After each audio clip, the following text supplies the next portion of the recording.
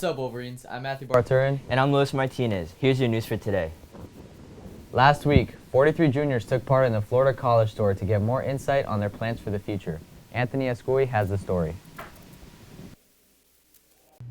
Last week, students from the junior class participated in the annual Florida College Tour. The group toured FSU, UF, UCF, Rollins, USF, and FGCU. I would describe the Florida College Tour as exciting, and the reason why I chose that word is because not only is it an exciting time for our juniors as they get ready to start their college search process, but it is also exciting because we see so many alums when we visit Florida State, the University of Florida, the University of Central Florida. And that's really great because that way the juniors have a perspective coming from a student that is currently at those universities. I would definitely tell you to sign up early because it does fill up really fast. It is a great way for you to see 5 to 6 different universities in 3 days. And so I would definitely say sign up fast, and we can't wait to see you next year at the Florida College Tour. For WBLN, this is Anthony Escui. On February 28th, the Middle School Geography Club competed in the 2023 ISSF Middle School Geography Bee, which took place in the Coral Gables Women's Club. The Belen team reached the final round and placed 4th out of 11 schools located in the South Florida area. The team was led by team captain Joaquin Gonzalez, class of 28, and was comprised of the following members: Bruno de la Vega, class of 28, Benjamin Hernandez, class of 28, Kevin Lau, class of 28, and Benjamin Ratafia, class of 29. This past week, our very own Sebastian Alvarez took a trip to Wynwood to visit the Museum of Graffiti. Graffiti has been part of history for years. Used as propaganda but really took off as part of pop culture in the 70s. Today, in the heart of Wynwood, we now have the Graffiti Museum, which has 3 different exhibits and some important artists in the graffiti world. I'm Lexi. I'm the general manager here at the Museum of Graffiti. The Museum of Graffiti was founded by 2 co-founders, Allison Frieden. She was a lawyer, and then Alan Kett, who was a graffiti artist in New York in the 80s, and they came together to form the museum. So the motivation definitely stemmed from one, just wanting to do this in general. Kett's been collecting materials since the 80s. But the main motivation in this area specifically was how popularized street art and graffiti is, and they wanted to make sure that there was awareness brought to the artists that really started the movement and just bring more awareness to the art form in general. So some of the most famous graffiti artists that you'll see here in the museum, kind of going in order of the exhibit, we have Cornbread, who's kind of famous for being one of the first big graffiti artists. So he sticks to only tagging, only writing his name. He doesn't do the stylized. We also have we have a Keith Haring in the exhibit. We also have a Banksy in the exhibit. And then we do also have some Miami legends as well throughout the exhibit. So currently we are exhibiting 3 exhibits. We have the Wide World of Graffiti, which primarily focuses on how graffiti was and still is highly criminalized. The other exhibit that we currently have is our Olay exhibition. So it exhibits 5 artists from Brazil, and that's in our rotating exhibition. And then the 3rd exhibition we currently have is Writers on Wax. And the Writers on Wax exhibition is all about graffiti artists who then made music.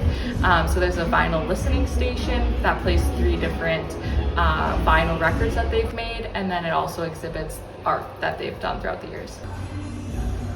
From WBLN, I'm Sebastian Alvarez.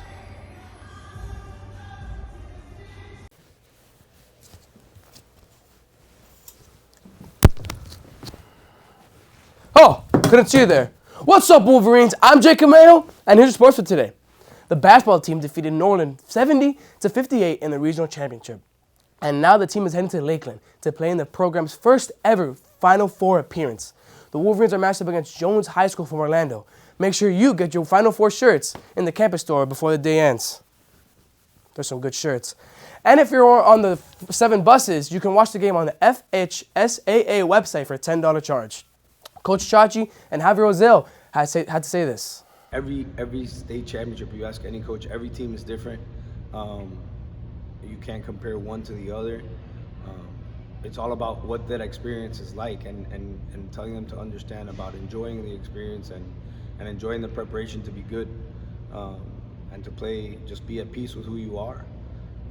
This group has taken that on tenfold, and it's been their mindset has been next game, and let's just defend. And the defend the house that we put on our shirts came from, like, they would defend like that in the summertime. So when it was time to come up with a theme, it was like, we got to defend the house anyways. And it was awesome that we had to come and play so many games here, because it was literally defend your house, and that was pretty neat. I don't think anybody's talked about that, and that's pretty cool to me. For us as a school, our school has had an amazing history in basketball. We've had amazing players and amazing teams, and they've played amazing teams along the way, which is why we hadn't gone that far. Several times the district champion in our district won a state championship, and that's a tough act to follow for any team.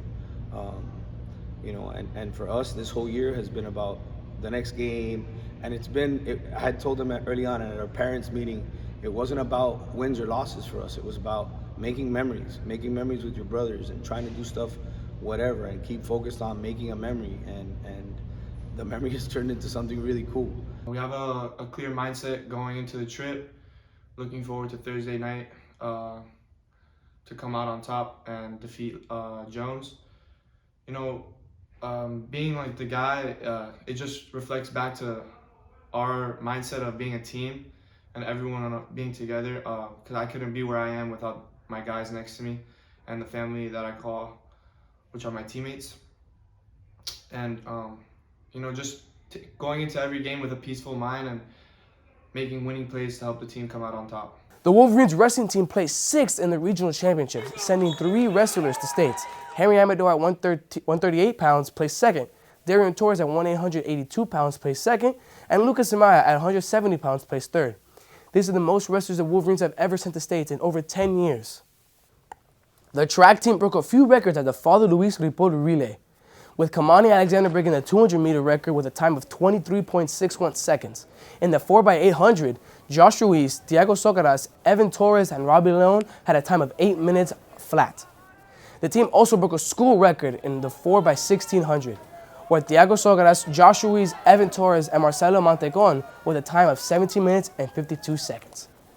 The varsity lacrosse team beat Boca Raton High 14-5 with their very own Matthew Bartarian game player of the game, having 2 goals and 4 assists. The team plays tonight in a rematch of last year's district championship against University School. The baseball team beat Matter Academy 4-2 with the next game playing in a neutral site against Cohia. The middle school soccer team defeated St. Brennan to win All Catholic Athletic League Championship, an undefeated season. Congrats, guys. Now it's time for the pro sports. Winning! The Miami Heat beat the 76ers 101-99 with Jimmy dropping 23 points, 11 rebounds, and 9 assists. And tonight at 7:30 they play where the Heat are trying to stay in the playoff race. Let's go to the ice.